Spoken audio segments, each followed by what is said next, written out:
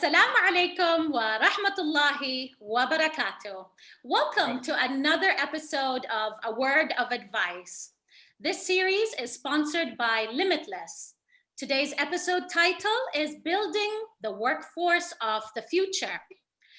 Last episode of A Word of Advice, we talked about how to succeed in university. This episode, we're going to focus on how to apply to a job and also how to succeed once you get that job. Now, without further ado, I would like to introduce our moderator, Riyadh Al-Busaidi. Thank you very much. Bismillah ar-Rahman ar-Rahim. Assalamu alaikum wa rahmatullahi wa barakatuh.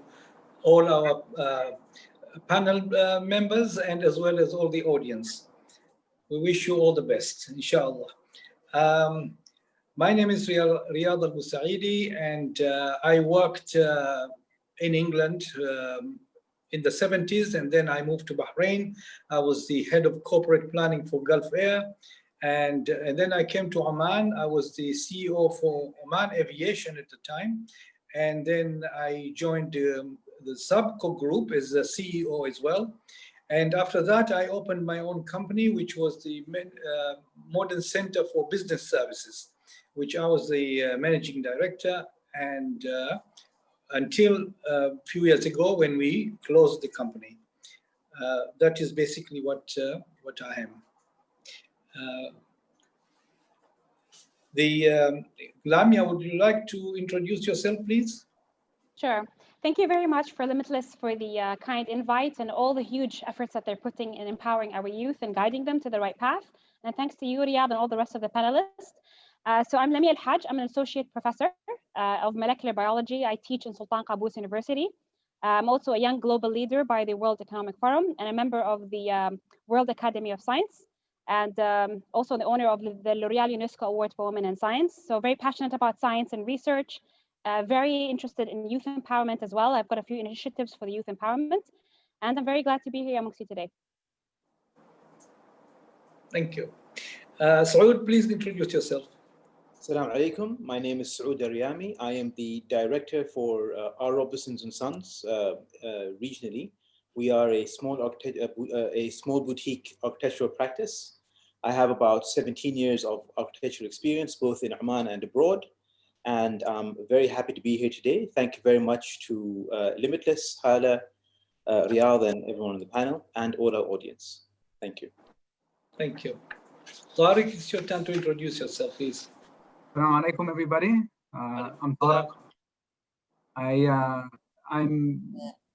I'm originally Lebanese, but born and raised in the States. I've been in Oman for about 7 years now. I'm an in-house lawyer with the Oman Investment Authority. I've been practicing law for about 10 and a half years or so now. And I'm happy to be here. Thank you, Limitless, for putting this together, and hopefully it'll be a spirited discussion. Thank you. Aisha, please. Hello, everybody. My name is Aisha Al-Kharousi. I am currently working for a financial institution called Al-Izz Islamic Bank. I have experience in various industries, including publishing, finance, as well as aerospace industry. I used to be the member of the Young Arab Leaders. I've received several awards, including the Woman of the Year in 2012 in Oman. I'm extremely passionate about the youth and your potential, and I look forward to this session. Thank you to Limitless and to the panel and Riyadh. Thank you very much. I have to apologize for Hazar. Unfortunately, she has some emergency issues, and she will not be on the panel today. So we wish her all the best as well. Thank you very much. Now we'll move to answer the questions that we have been presented. And I'll start with you, Lamia. Can you advise fresh graduates on where to look for jobs or business opportunities? Yes, of course, we all know that there's no doubt that there's an issue anyway, not only in Oman, but all over the world now with employment. We have a very high rate of unemployment because of the current financial crisis. But I think the best thing for graduates, fresh graduates, to do is first be positive and not lose hope from the very beginning and very start, and to start knocking all doors possible. So basically the first thing I'm going to advise is that it depends, first of all, on your qualification. So the first doors you're going to knock are those companies or institutions that relate to your degree, because that gives you higher chances because of your degree qualification. But if not, that's not the only thing that you need to knock on, but you need to also try other things where you are not only depending on your certificate, but you're also focusing on your skills. So you can try to promote yourself or sell yourself both ways, using your qualification, you know, the degree that you just earned, and also using the skills that you have, because there's a lot of companies that can hire you based on your skills. If you have a family business, if there's a family business, you know, close by, you can also try starting as a trainee, prove yourself, show your skills, and then that gives you also higher chances of being employed. Thank you. Very good points, Lemia. I completely agree with what you're saying. It's true. I think quite often a degree sometimes is seen as a crutch, and we end up only focusing our attentions on those jobs that are related to our degrees. But we should broaden our horizons, as you said. We have to realize that we've learned a lot of skills through our studies and through life skills that are not job specific, and that we could actually end up moving across various different fields just by utilizing those and keeping an open mind. Yeah, no, I think those are both really good points. What I'd add is the conventional way of going about finding work, sort of traditionally by applying to job postings way back when they used to apply through newspapers or on the internet now. With the market being as saturated as it is, meaning opportunities being scarce and there being a lot of people in the workforce, you have to be creative in how you approach looking for work. What I always advise is, as Lemia touched on, you have to be proactive and you have to be creative. You have to get out and meet people, whether it's, you know, at conferences or at other sort of platforms where you can, you know, you'll interact with people who are in a position that you endeavor to be in at some point in the future. But don't be shy and don't be ashamed. You know, you have to be assertive in that sense. And another thing to consider is internships or unpaid internships if necessary, as a way of sort of getting your foot in the door. But really, it's an attitudinal mindset. You have to be very proactive and you know, believe that despite the difficulties, that it'll work out eventually. You know, first of all, congratulations to the class of 2020.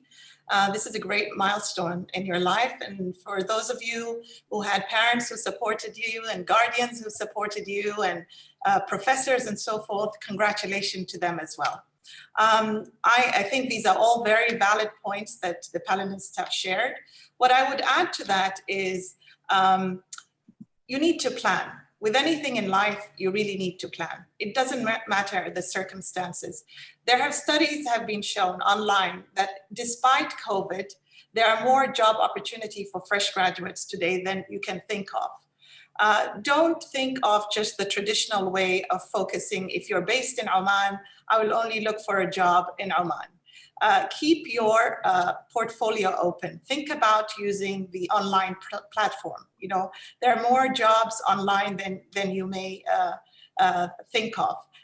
So if I were you, I would keep an open mind and think out of the box and adapt to change, because the way of looking out for jobs today is not similar to the way that we did it traditionally. But still, it doesn't stop you from looking for a job locally, whether it's you know, through LinkedIn or Angel Shift in the States or DBAT in the UK and so forth. I would say those Omanis who are probably pursuing their education abroad, you know, really take the consideration of finding jobs elsewhere. You'll be a great ambassador for Oman. Thank you. Before I summarize what you've said, I would like to invite all the audience, if they have any questions, please send them to us by chat. Thank you. Now, you've had the panel. They've given a tremendous advice. I don't think I will be able to summarize it in 2 words because there's a lot been said. However, you need to be proactive. You need to open your channels to look outside yourself, outside in every respect. Go to check on the websites, go to company websites, check with LinkedIn, Ministry of Manpower, all these areas you need to concentrate as well, or to look at. However, you need also to be out there, mingle with people, talk to people so that you build up your own network, and opportunities come like that as well. I think I've covered that, unless somebody would like to comment on it. So we'll go to the second question. What is your advice on how to prepare a CV? Lamia, would you like to answer that? Yes, I guess a lot of people think that when they write their CV, the more they have as in content, the better it is. And that's not normally the case, because everybody is in a state of trying to get the information as quick and short as possible. So it's not really how many pages you have, but it's really the way you phrase your sentences and how you highlight your strengths. So obviously the structure has to be pretty, it has to be presentable to the eye. You have to have a nice picture of you, a more, a recent picture, not like a passport image, kind of little box kind of picture. No, you need like a nice presentable photo. Your CV has to have a nice structure, starting with your education and then skills and contributions to the society. A lot of people these days really focus on skills and focus on social commitment, because it just shows how proactive you are. So make sure you include that in your CV. Don't underestimate even the small things you've done, especially as fresh graduates. Highlight all the tasks that you have done in your college years, any kind of activities that you've done. But it's really more important, rather than writing long sentences, to write short but powerful sentences. So instead of saying attended a conference, say established strong networks by attending a conference. So that means you're showing the strength of that activity rather than just throwing it onto the CV. So I would say really just to be nice on the, nice to the eyes, nice photo, beautiful structure, not too much content, but rather a strong selection of words. Yeah, I would agree with Lamia. I mean, having a short but concise and presentable CV is very important. So based on the position you're seeking, there are certain hard and soft skills that could be a deal breaker or a maker on a resume. That's why before you start listing like your stellar abilities, it's important to do some research on the company or the person that will be interviewing you.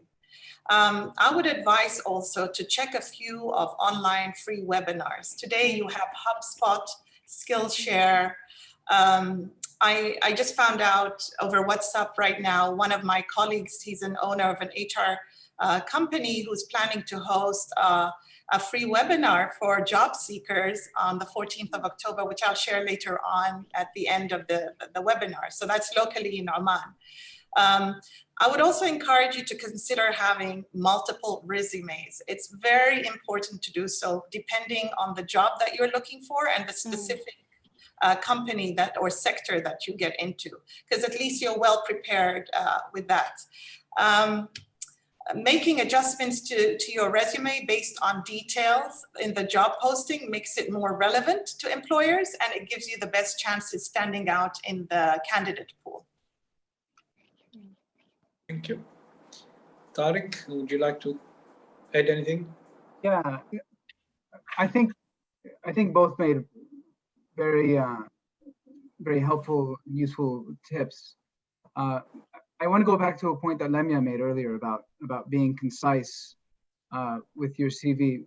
One thing that I try to reflect in my CV is my persona in some way. And what I normally do is try to sort of exude the fact, well, I'm a lawyer, so to put things into context, but I try to sort of demonstrate that I have a serious and a quiet confidence to me. I use active voice when I draft certain statements reflecting the accomplishments that I've had over the years. And another point that I think is quite important is to ensure that there are no silly mistakes on your CV, no grammatical errors, that your strengths are shown, and also, you know, it's one thing to highlight strengths and to show the accomplishments that you've had, but to do so without sounding overly boastful or as if you're sort of bragging. So those are my tips. Thank you Riyadh, very do you much. mind if I add one more thing? Because as Tariq and Aisha spoke, I thought of something as well, which is don't hesitate to get your CV checked by more experienced people before you hand it on, because very small tips can actually make a difference, especially if you don't have experience in writing a CV. Very true, very true. There's a question from the audience, Abir, but I can't find the question. So I will continue first and then we will see if I can get the Abir Al-Ruhi. She sent a question, but I'm not able to read it so far. The panel have advised you, yes, it's very important to be precise in your CVs. You don't need to put so much information that the company will get tired to have a look at it. Be precise, be to the point. However, also, if, for example, you have specific qualities, for example, if you are applying for a job in HR, for example, if you are to mention that you have SAP in your CV, that will go a long way. And I totally agree with Aisha that you need to have multiple CVs, because depending on the company you're applying, you need to focus on that particular company with the information that will help you and them to select you. So it's very, very important. And as Lamia said, you need to also find somebody to have a look at your CV, people who are more experienced, because quite often as young people, you will find that you want to put this and that and the other, but they are experienced to know what has been, what needs to be done, what needs to be put in there in the CV. So let us keep it that way. And before we move on, Riyadh, because I got the question from Abir and I was asked to answer it. I got the question privately. Her question is, can you give me some online jobs or idea for biologists these days? So basically graduates who have the biology degree, and I guess that's why it was addressed to me as a biologist. And I would say it depends what kind of biology degree you have, obviously. If it's, molecular biology, because biology is a very big field. Is it general biology? You can go into education, for example, become a teacher, if you can take a degree in education. Or if it's just a general biology degree, then you can try in hospitals, you can try in Ministry of Health, you can try in laboratory, research centers, research assistant in universities. So these are the kind of jobs where you can actually start, because biology is a basic kind of science. So it depends what degree specifically in biology you have. I couldn't help anymore because I don't know, I'm not sure what kind of biology degree she has, but in general, these are the places where you can knock the doors on. Thank you. We'll go to the third question. Can you describe potential selection processes for employment? Tariq, I think you would like to answer that. Yeah, I can start on this. Look, I think it varies depending on the job and the level, but as a fresh grad, which I was about 10 years ago, so not that long ago, not that old, I would imagine, I'm still young. Not at all. Yeah, I'm like much more than that. Look, for entry level, I would imagine, as it was when I interviewed, there is some degree of more or less of a technical assessment as to your sort of your technical knowledge, but very often at entry level positions, what they're seeking is sort of a feel of a person's intangibles, such as their soft skills, their drive, their commitment, if they're somebody of character, a person's temperament. So these types of things are they're skills that you develop over time, but they're really something that you have to be sort of mentally proactive of in terms of developing character traits. One thing that I would advise you to expect is to be asked about perhaps a challenge or a difficult circumstance that you faced at some point, whether it's personal or in school or in university, how you handle it, and how it speaks to your character. But that's, I mean, that's sort of the gist of what I would think an interview process for an entry-level position would entail. Another thing to consider is to ensure that you know the company that you're interviewing with, and that you research the interviewer and the company, and just be prepared and ensure that you're organized and that you prepare yourself accordingly. Good point, Tariq. I think you've hit the nail on the head there. However, for a more specific job, such as architecture, for example, what we tend to look for is we tend to look for your portfolio, which again is very industry specific, but we focus on that as the first line when you come into an interview, and utilizing your portfolio, we try to assess your enthusiasm, your pragmatism, your conceptual skills, your design skills. And as well, it also assesses your confidence in speaking about your projects. So that, again, that's a very industry specific point of view, but it's also important to understand that certain industries will have certain things that are pertaining to that industry specifically. I've been asked, there was a question from Walid al-Muqbali regarding if this was a good idea to open a shop or a business during this pandemic. That's a very interesting question. There are pros and cons, I think, to whatever we do today in terms of setting up a business. If it's something that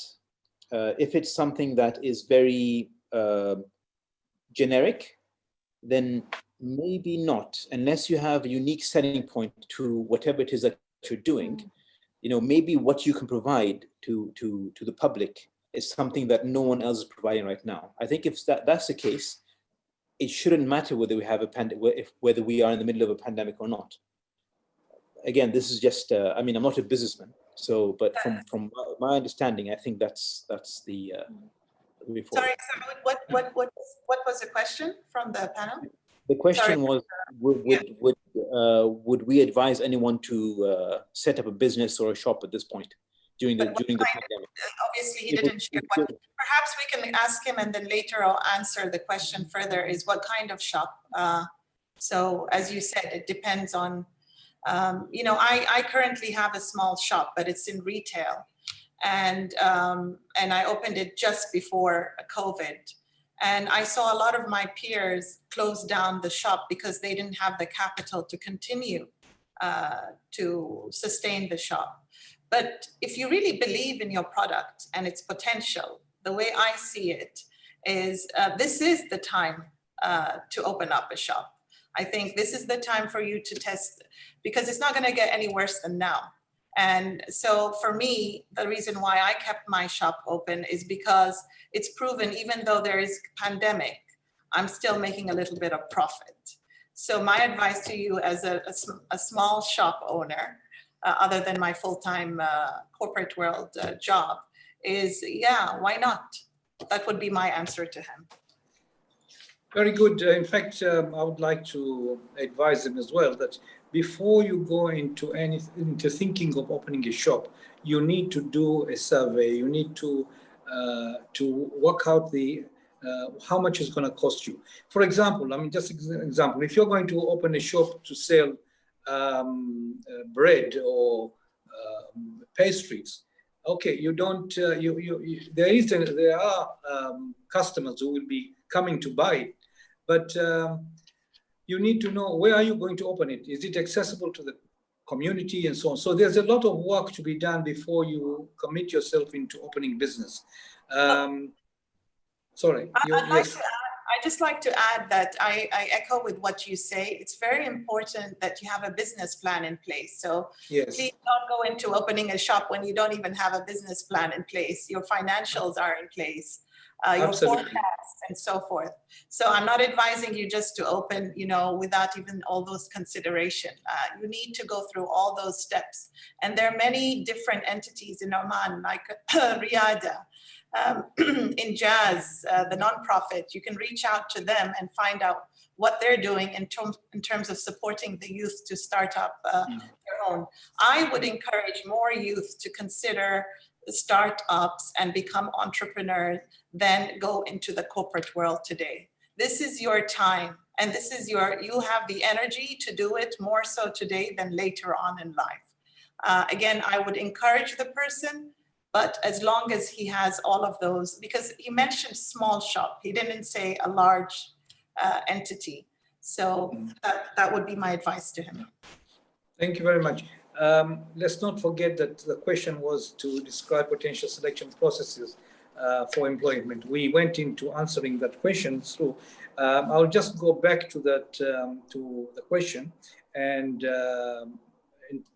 advise our audience that you need to be proactive, and also the candidates, the potential employer, they would want to know more about you, your commitment, your perseverance, and this has been described in the panel when they said that you need to show yourself what you have committed and which areas you have excelled yourself, so that they know. But also very important is you have to know which company you are applying. So you don't go into a company and say something which does not apply to that particular company. And that's where we come back to the other question of multiple CVs.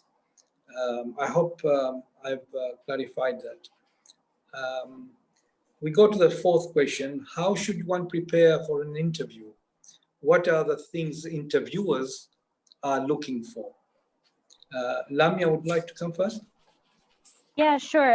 As soon as I read the question and I heard it again now, when you said, what are the things that the interviewers are looking for? I would say that the interviewers are looking for you, the real you. The interviewers know when you rehearse your answers. Interviewers know when you're saying things that are textbook replies. That you want to see a genuine person.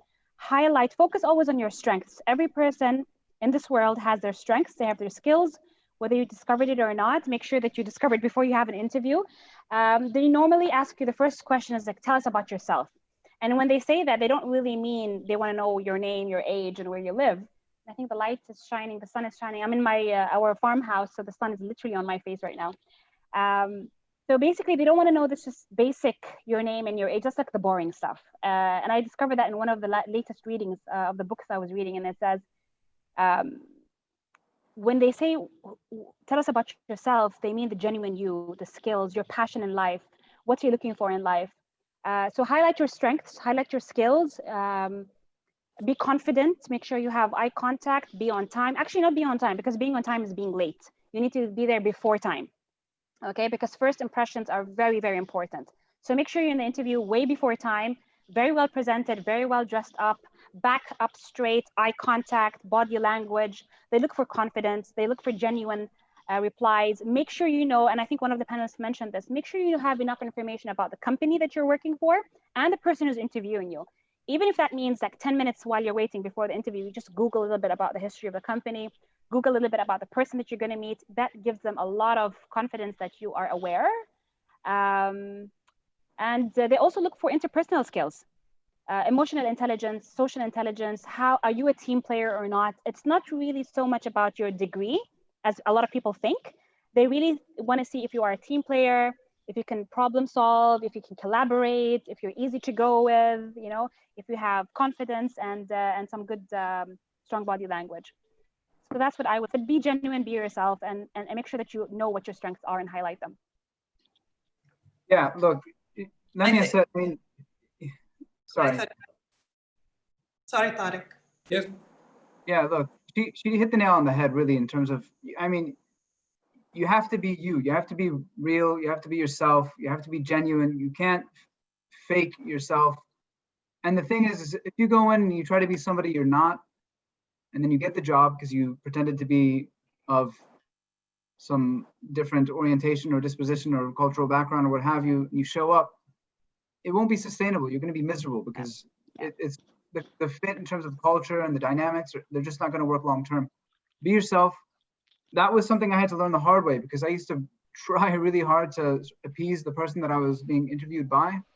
And I'll be honest, I had an interview not too long ago, a couple of years ago, and they asked me, they said, tell me about a weakness or something that you can't handle. And I told them point blank, I don't do office politics. And if that's the case here, I'm not sure it's going to work out. And I said that in my interview, and they really appreciated my candor and my honesty, and the fact that I was just being me. And I mean, there's a certain balance in terms of being professional and being blunt, and it's you learn the etiquettes, so to speak, over time through experience and what have you. But be yourself. Lemia is 100% right. And she also mentioned research. Know who you're interviewing with, know the company, show that you want to learn about the role and that you want to excel in the role. And the way to do that is by making sure that you have the information about the company itself and the role. What I try to do is at times I try to drop in discreetly the knowledge that I have, the things that I've picked up. I'll mention a fun fact about the company sort of in passing, and they'll get the hint that I did my research and I'm prepared and I'm interested. Sorry, Aisha, I think I cut you off. No, I think you were, it was your turn. So just to follow up to your answer and Lemia, which I think is brilliant, it's very important. I agree 100% to be totally yourself. After 22 years of experience, it's still important after all these years to be yourself, because when you are not yourself, everybody can see through you. What I would add to that also is the big question recruiters will most probably ask a lot of you today is, what have you been doing during this lockdown? They want to know, how have you harnessed your skills? If you're going into, let's say, a particular industry like logistics, they will probably want to ask you questions that are relevant, that the hard skills that they are looking for. So make time to go online. There are lots of free webinars, lots of free courses. Harvard has a lot of free courses online today, and a lot of these institutions. So that's number one. On the other side of the coin, it's very important that you conduct mock interviews. These mock interviews will help you. It's like exams at school. Why are you conducting an exam? And why did they teach you prior to the exam? So to prepare you for the exam. So it's the same thing with an interview.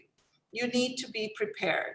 The second thing is, the saying that practice makes perfect. Yeah, so keep on practicing, keep on practicing. Now, if you go online, a lot of these search and recruitment agency would say, don't conduct an interview with a family member, because family members tend to be biased. I'm going to disagree on that. My personal take on that is, if you have a family member who's well experienced, or let's say who's a CEO, or a housewife like my mother with a very strong opinion, she will tell me flat out, you did terribly and you need to improve in this area and that area. So mock interviews are important. Practice makes perfect. And then inshallah, it will be flying colors for all of you. Good points.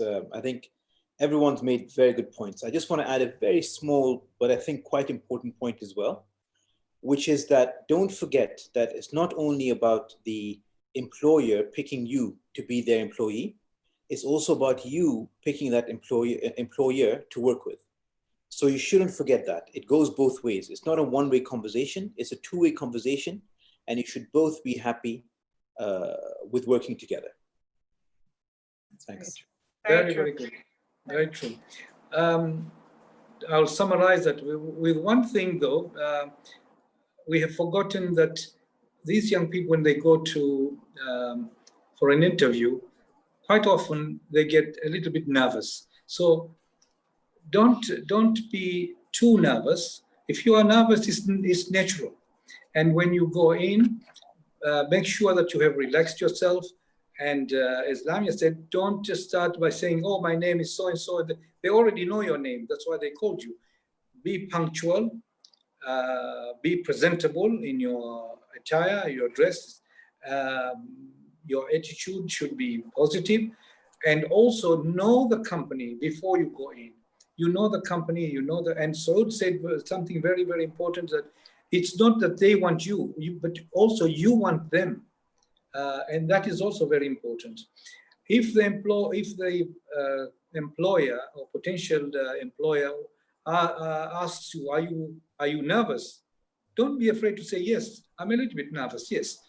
Because that will break the ice, and you will suddenly you'll find yourself calm, and you will want to start to answer the questions in a proper manner. Aisha said something about conducting mock interviews. I did once with some people, some young people, and one of them got up and cried and started crying.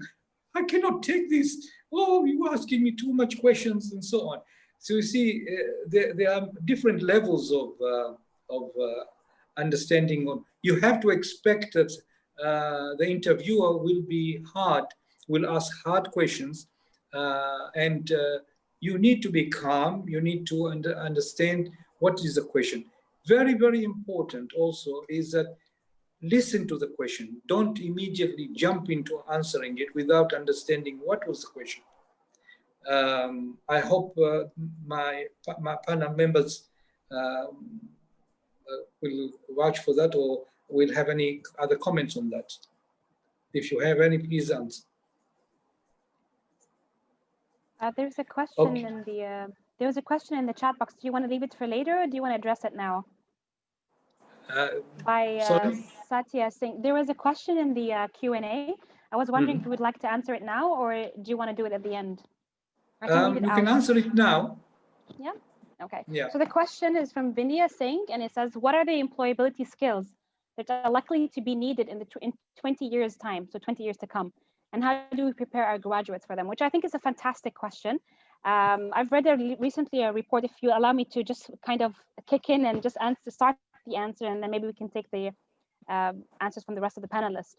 I read a report by Abu Dhabi, from Abu Dhabi Future Foundation, which is Dubai Future Foundation, discussing the jobs of the future and the skills needed for the future. And to be honest, it falls into, if we broadly answer this question, there's two things that we need to focus on. There are the life skills that you need at all time, any year, every year, now, in the future, in the past. You need the life skills. And then we need the technical skills. And I think everybody would agree that the technical skills needed for the future are those based on artificial intelligence, on big data, on blockchain, on biotechnology, nanotechnology, programming, computing. These are the kind of technical skills that we all need to kind of polish up our skills, because that is definitely the future. There's no going back. Just AI is kicking in very fast, and we need to really focus on that.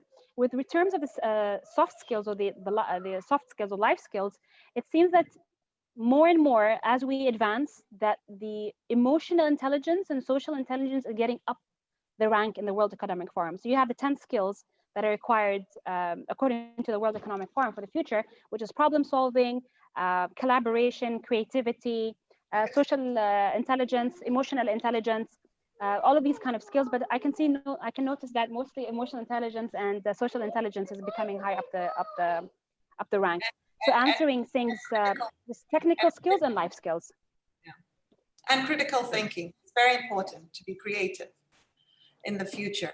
What I'd like to add to that, and I think it's perfect, you summed it up, Lamia, is that Generation Z, which is your generation, you're known to be digitally savvy.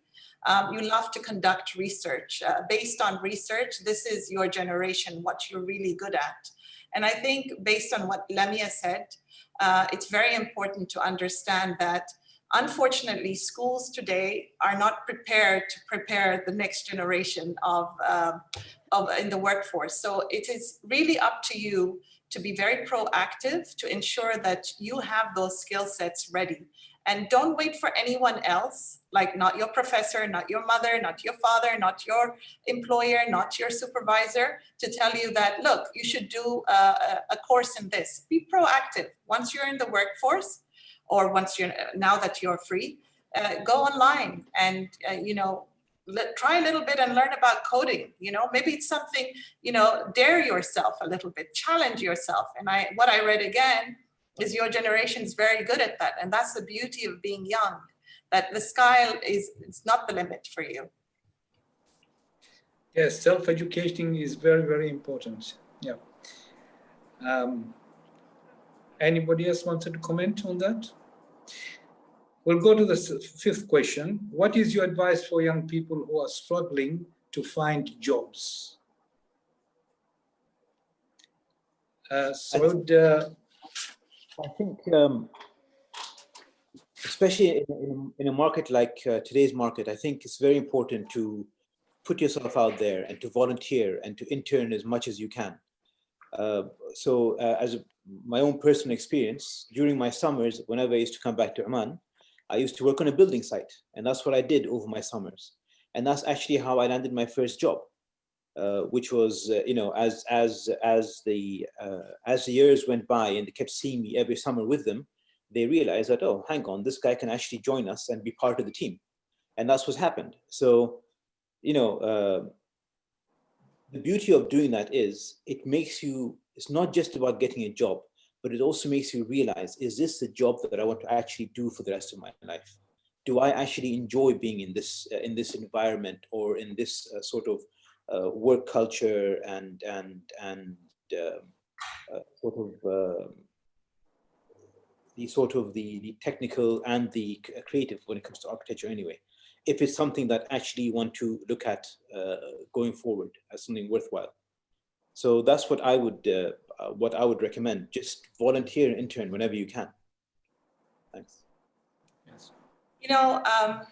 It's very interesting. I would agree with Saud. The thing is, the struggle that you're in today is developing the strength that you need for tomorrow. You need to learn that resilience is very important, because once you get into the workforce, you need to be resilient. And don't give up hope. And please don't be complacent. As Saud says, go the extra mile. Don't sit at home. Work in a cafe if you have to.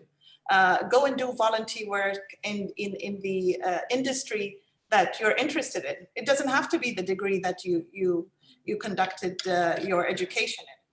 One other thing that I love to do is I get inspired when I watch YouTube a lot, and the various interviews of chairmen and CEOs of corporations or founding members of big businesses. And I really enjoyed watching, and I think you should watch this to inspire you. Jack Ma, the Alibaba founder, was interviewed at the World Economic Forum about how he started his business. And he said that he had been rejected by 30 jobs. And one of them is KFC. They had 24 candidates, and he was the only one who did not get accepted. So Harvard also turned him down 10 times. So the point of this is, look at this man. Today, his company's turnover is around, his revenue is $70 billion. So you can just imagine that the sky is the limit for you. Just because you were rejected doesn't mean that, or you're struggling to find a job, that there's something wrong with you. No, absolutely not. There is nothing wrong with you. The potential and opportunities for you is beyond your expectation. I would say the important thing to remember about your career path is that it doesn't have to last forever. When I was in my 20s, I thought I'd always work in my chosen degree. I never saw myself working in different sectors, let alone field. As you get older, your interests and your skills will evolve. My advice is to be open to change. It's very important, especially with your generation. Don't be afraid to try something new. But ultimately, this is your time to shine. And also don't restrict yourself. As I said earlier on, and I don't want to repeat myself, is don't just find a job within your community, wherever you are, in America, in London, in Oman, in Australia, in Malaysia, the opportunities for you is vast. I think You know, we forgot about the depression. We forgot about how Oman was in the 60s. I don't think it gets worse than that. I think the opportunities are there. You just need to work really hard. And just by attending this webinar today proves that you're already halfway there. So finally, remember that every struggle comes strength. Thank you. That was great advice. Thank you. So basically, the audience, you are being advised, do not be idle. Do not just sit idle. Try to learn. Try to find yourself, find opportunities. Volunteer. As Aisha said, not necessarily that you will want to work with a degree that you have achieved. Maybe your passion is somewhere else. So whenever you have time, try to find or volunteer to go and work in that area where your passion is. Maybe you'll find something there that suddenly you will shine, and you will be recognized, and you'll be taken in as a very good potential employee who will shine in that company, because that is your passion inside you. It's very, very important. You need to be dynamic. You need to be very flexible. You should not be rigid to say that, you know, I'll just look for this particular work or this particular job. Try to be flexible. Look around you. You never know. Maybe you'll find some work which is much, much happier. I'm a simple example of myself when I never thought I'll be working in the airline. And when I did, I excelled. I found myself that I started to learn everything about airline. When they asked me to join the airline, I told them that I don't know anything about the airline except that to walk into a shop and buy a ticket. And this was in the 70s. But then I excelled in that because suddenly I found that my passion was in that area, and I did well. So the same with you. Try to find yourself. Don't be afraid. Don't be rigid. Be flexible. Try to look around.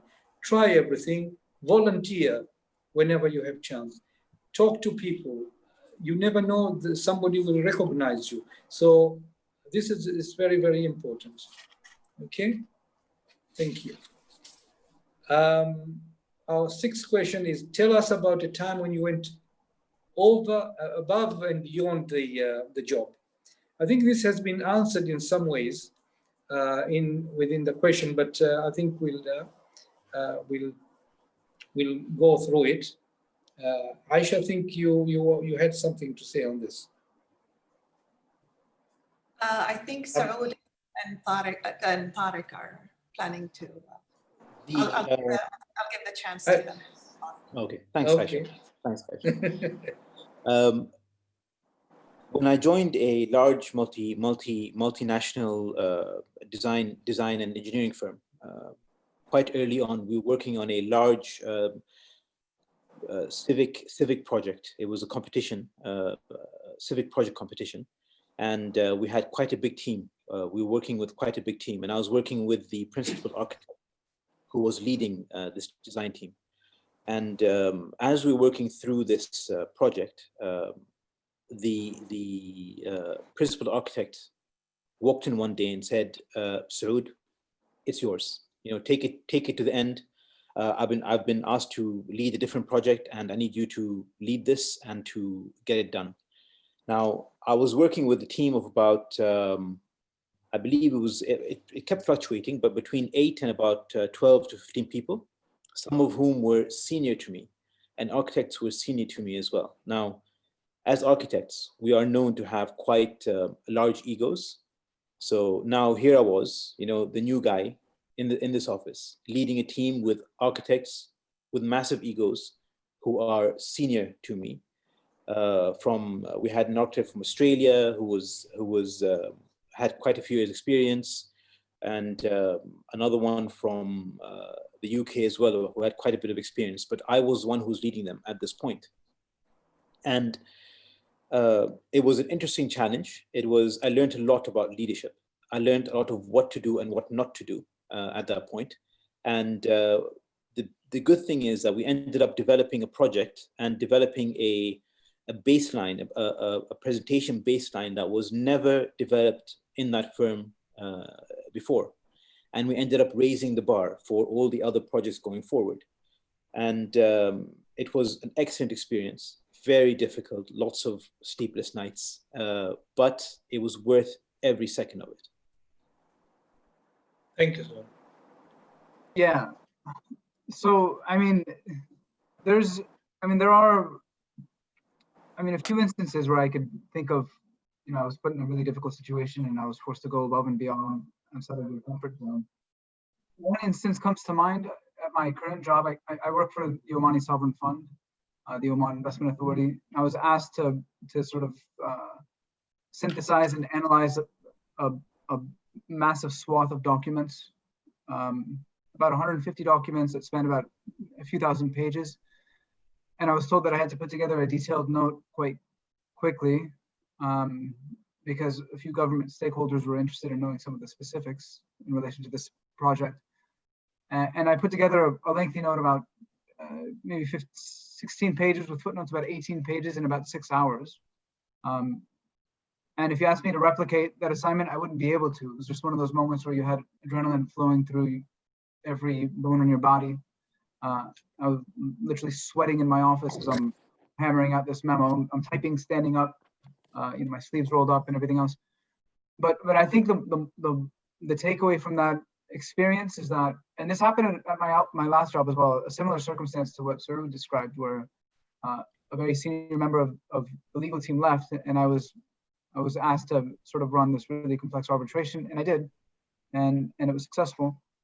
But these happen, these circumstances happen from time to time where they're almost like divine providence, where you're just sort of ordained or destined to be put in this really unusual and exceptional position, and it's a bit of a make or break situation. I didn't really have a choice but to deliver because of who it was that was asking for my feedback on the specific project. I couldn't say no, and I couldn't not produce something. But that specific assignment and that specific sort of dealing that back and forth between me and whoever it was that I was working for at the time, that really propelled me forward within the organization. And it was like almost like a fath, like it was like an opening for me at the organization. At first I was a bit of an obscure lawyer that managed disputes for the fund, and now I was somebody who was known to somebody who could really produce high quality work under pressure packed situations. And I think it happens to everyone at some point or another in their career, and you really have to capitalize on those opportunities. Thank you, Lord. Yes, I think for the audience, I think it's very, very important for you to improve your quality. Do not shy away from projects when you are given the work. You may not necessarily feel that, oh, you're capable of doing it, but believe me, you are capable of doing it. You put your heart into it, you work hard, ask questions, and so on. You may, as Saroud said, you will have other people senior to you who will not be happy because they will look at it that you are going to mess it up. But be confident. That is very important. To be very confident, put all your heart into it, and don't be afraid to ask questions, and work hard to achieve what you've been given the assignment. There are many examples to go through, but I think in this case we can leave it there, and we go to the 7th question. I'll ask the panel to talk to the audience about the work environment and what to anticipate. Lami, I think we will ask you to answer first. Yeah, sure. I mean, the work environment probably is like, especially for the fresh graduates, if we're assuming this is the first time they enter into the workforce, then the environment is obviously slightly different than school, education, university, because you're shifting from being more guided to more independent. You are expected to make mistakes. There's more diversity. You are dealing with people from different age groups. from when you were in college and everybody was kind of the same style, same age, same kind of way of thought, jumping into a workplace where you are dealing with people in their 50s, 40s, 30s. So obviously there's a lot more interaction. They might be a kind of, although even if you're in the same culture, in the same country, you might still have an organizational shock, culture shock.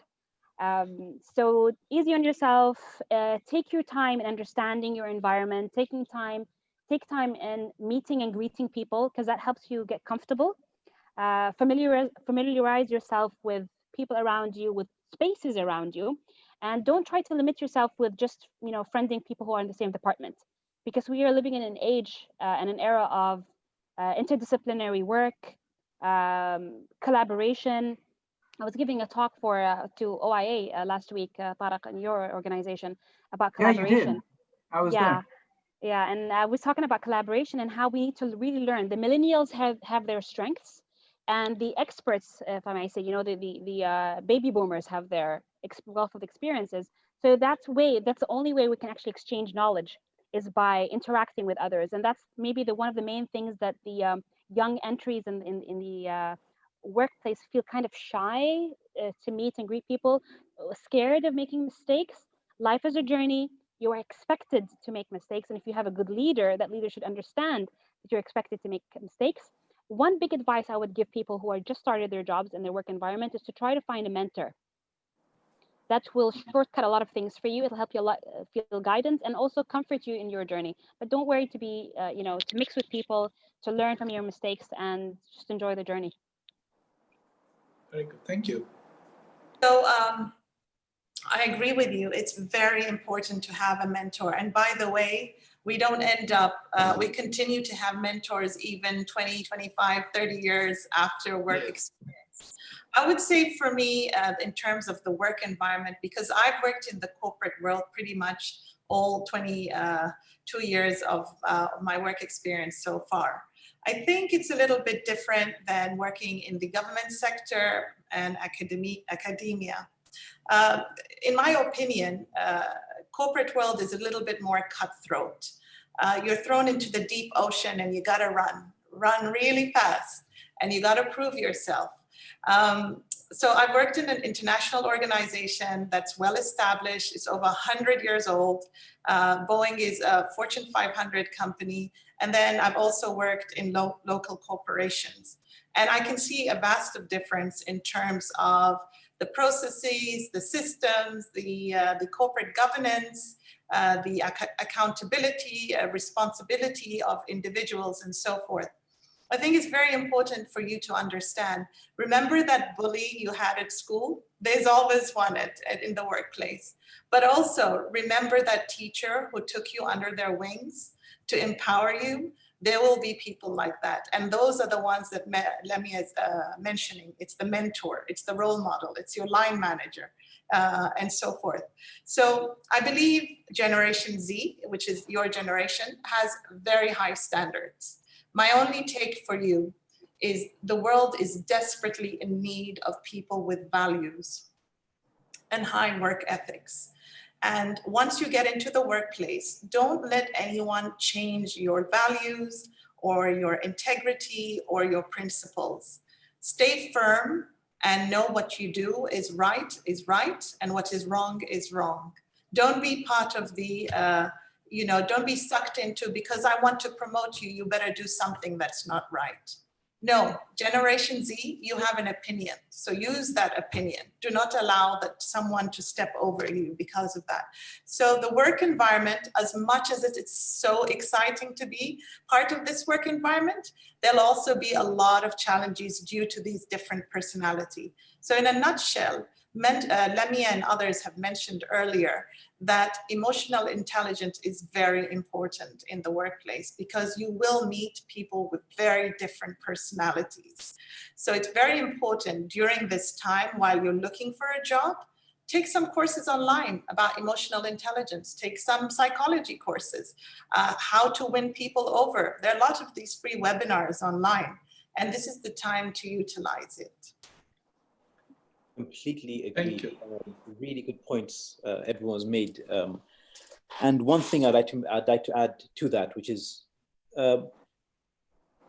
probably a bit more on the practical side, in the sense that because you're going to a new environment where, as was mentioned, you'd have the bully and the mentor, right? And you're also, working with all these different age groups and everything. Always remember, document everything. Always document what you're doing. If someone asks you to make a change to something, document that, reconfirm it, and go ahead. But just keep moving. Always keep moving, always keep learning, always document your journey. It will help you going forward, not just in you going back and understanding why those changes were made. But if that person who happened to ask you to make that change happens to be a bully, right? Then you've documented that that's the person who's asked me to do this. And you have that backing. I say this out of experience because I've been through that.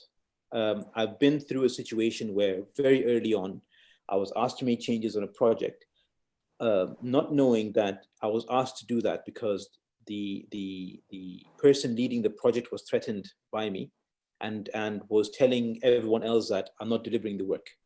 So I say this, I had the unfortunate experience of dealing with the bully, and I don't want anyone to go through that ever again. So just keep documenting, keep reconfirming, but keep working really hard as well. Thank you.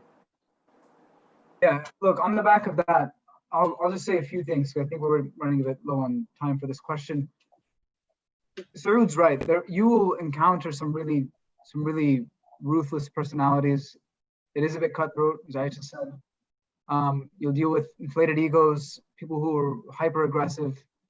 I was bullied. My first job, I was bullied as well. I had somebody who there was a bullseye on my back for whatever reason, and I was targeted quite aggressively, and it was by somebody who was quite senior in the organization, and I was still a young pup. So that was a really difficult dynamic for me to deal with. Sarood's right. You have to document what it is that you're doing, but another thing to keep in mind is keep a small circle in terms of who it is that you find a confidant. Don't share everything with everybody. Have one or two sort of, I don't want to say allies, but people that you trust. Find a mentor, as Aisha said, and don't be a contributor to the vicious cycle. You have to you have to maintain a high ethical standard. You can't buy into sort of duplicitous or treacherous or misleading or deceptive type of behavior.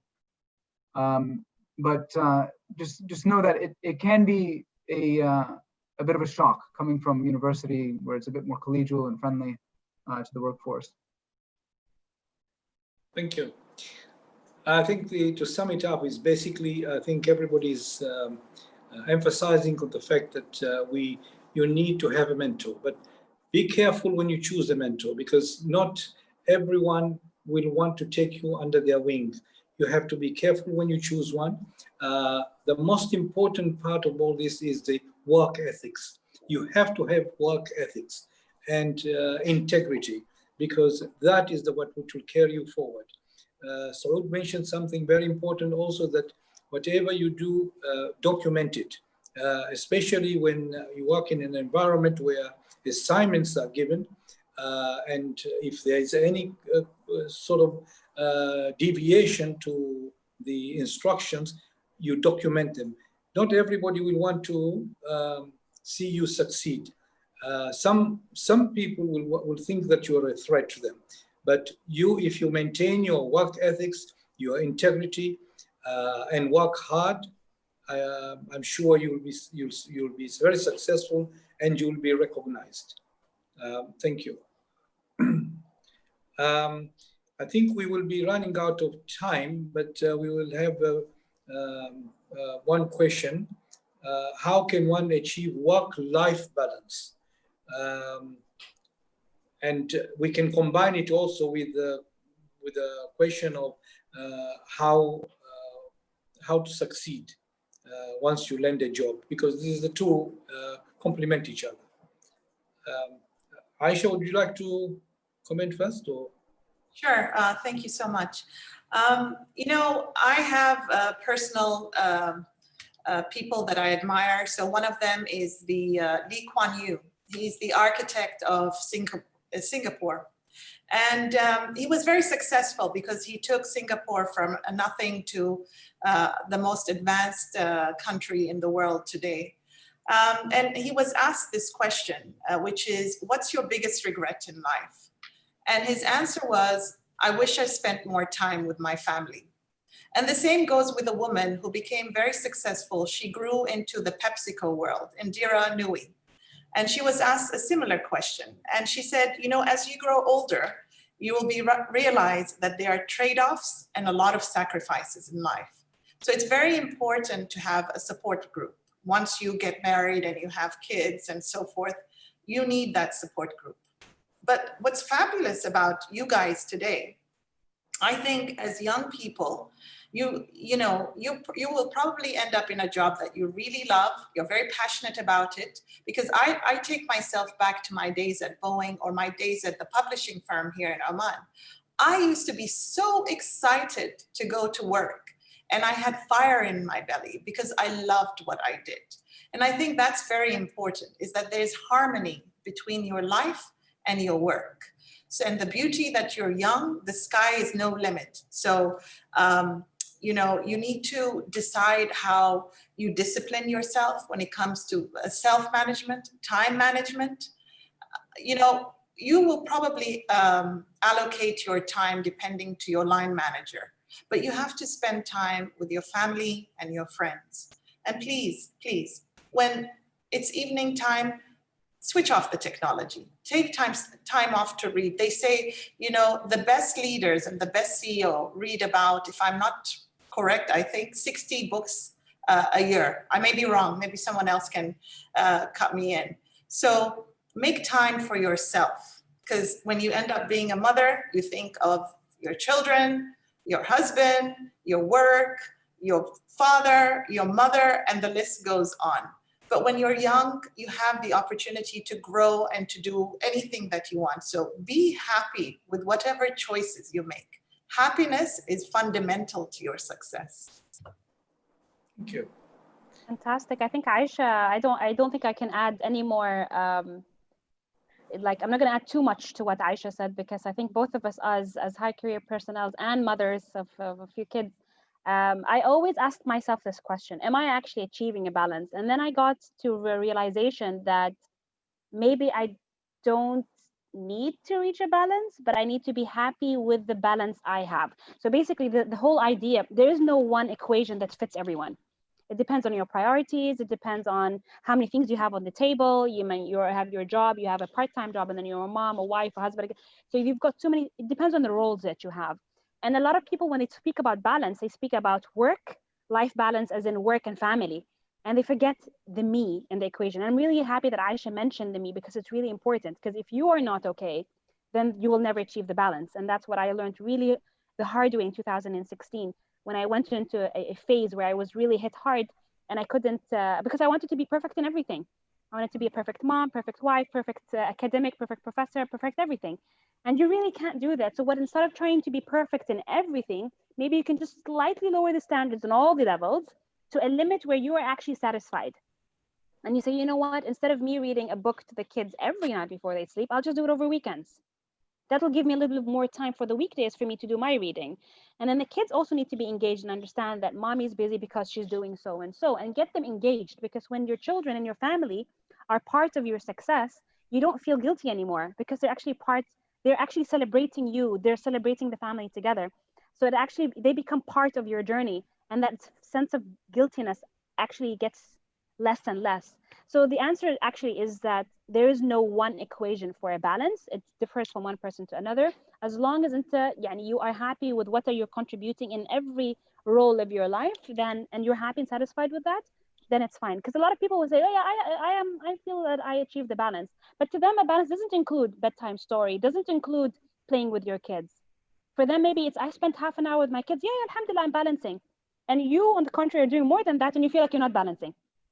So don't always feel intimidated by people trying to pretend المثالية that, yeah, you can achieve. It's okay if you don't achieve a balance sometimes. as long as you're satisfied with your contribution in every role that you play. That's very important. Thank you. Tariq, would you like to add anything? Saud? Yeah, sorry, my computer was frozen for a second. Just a few quick points. I'll look at it from not from a different angle, but just to add a bit more, just an additional suggestion to reach balance in sort of in your life. Namia made a really good point that balance means something different for different people, depending on priorities and circumstances and the way your life is set up. But I think one fundamental rule is that maximize time on whatever it is that you're doing. So when you're at work, turn off your phone for periods of time and give undivided attention to the task at hand, and try to leave work at work. If you can finish what you need to finish at work because you're locked in and you're focused and you're giving it your all when you're there, then fantastic. You can leave work at work and you can go home and do whatever it is that you have on your agenda.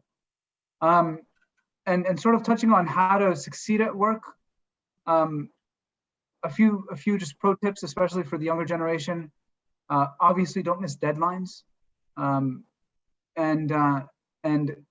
don't overlook sort of the menial tasks, the menial grunt work, dotting your I's, crossing your T's. For me, punctuation, because I'm a lawyer, sort of, looking at grammatical issues, these types of things, things that may seem trivial and innocuous and boring, to be quite frank, but they're really important. And the more time you spend with a subject matter, for me, it would be contracts or briefs or whatever, you sort of learn through osmosis just by sheer exposure.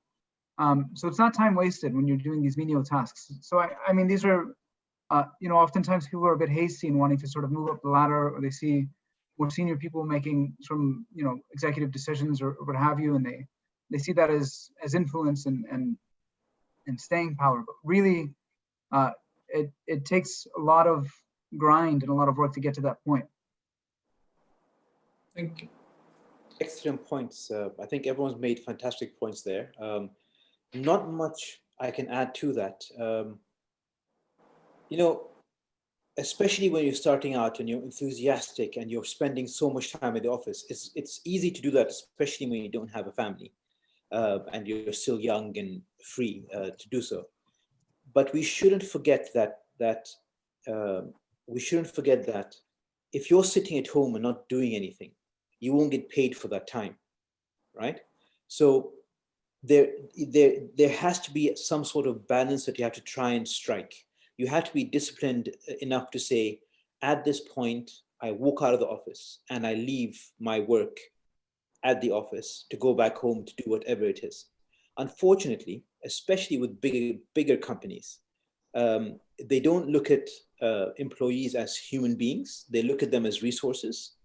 And that means that the focus is not on your well-being very often.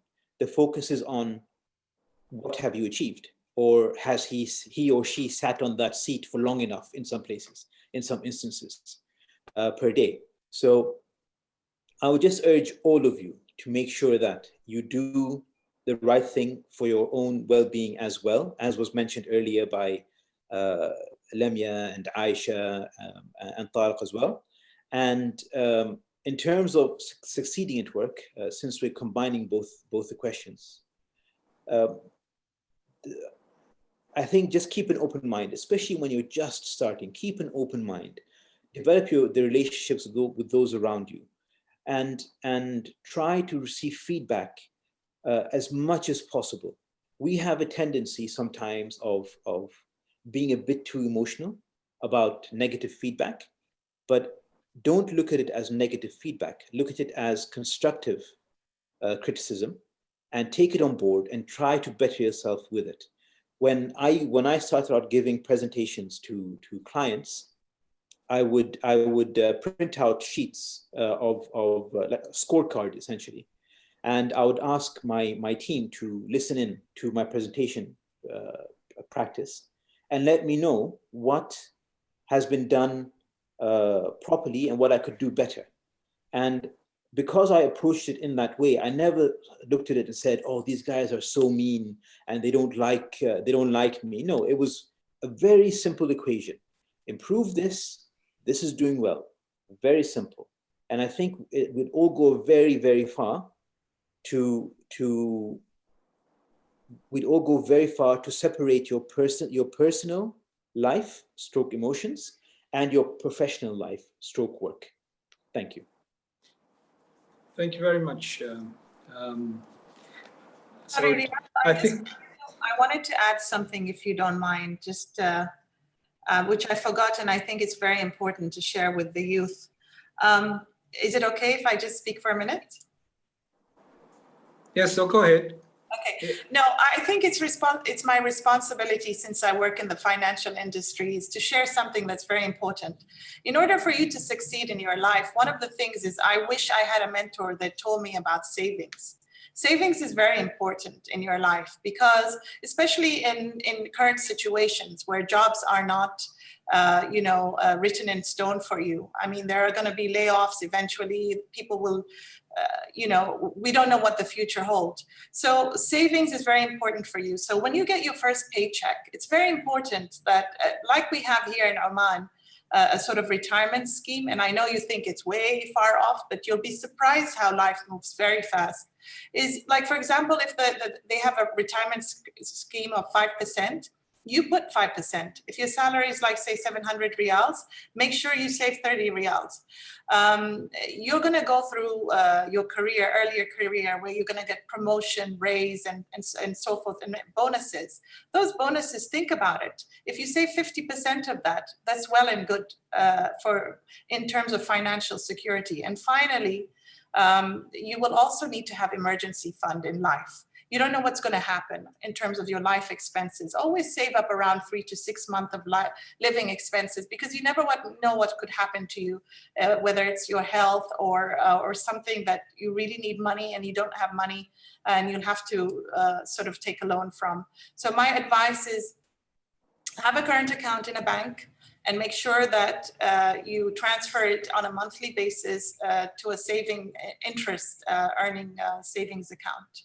So I wish someone gave me that advice, and I'm really genuinely, it's coming from a very good place, that it's very important that you think about saving for you today, tomorrow, for your family. Thank you. Thank you very much. I think we have pretty run out of time, but the last question has been profound, really, in many ways, and there's been a lot of advice for you, all of you. I hope you will listen to all the advice that has been given to you, and apply to your normal life.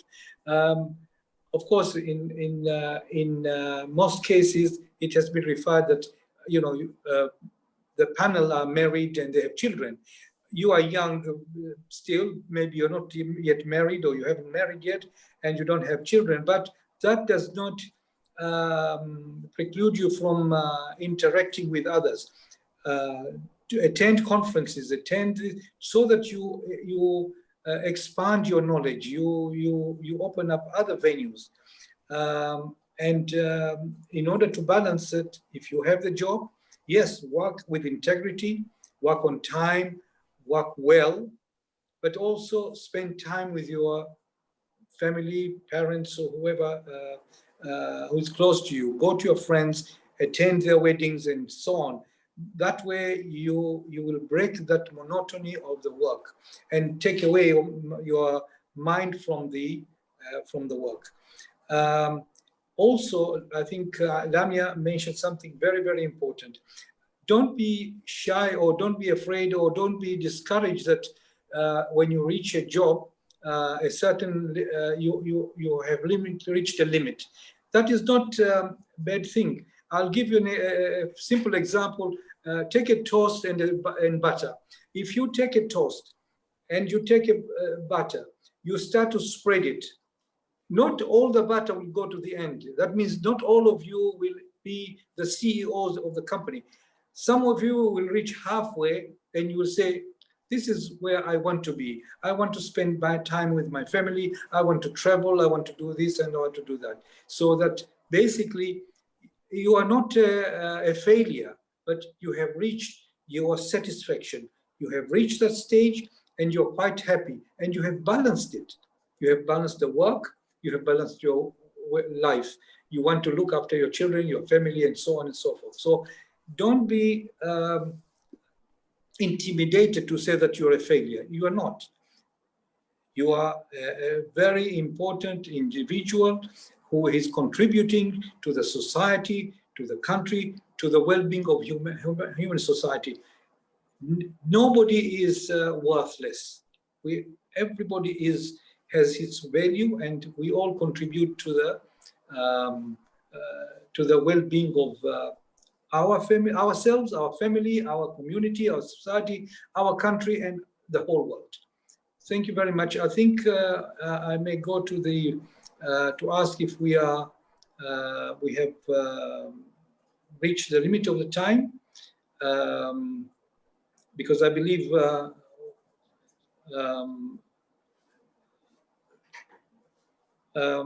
Hala, can you advise us if we have time or we have reached? I can close it up. This is at the end, and thank you very much, all of you, for speaking today. Thank you for joining Limitless and myself, Hala Ali. We had a great webinar. Thank you, Riyad Bousaidi and the rest of our speakers. And I would also like to thank Istabrak Al-Riyami, who is working in the background today with us. Please don't forget to like Limitless Oman on the social media platforms. You have Instagram, Twitter, Facebook, and as well as YouTube.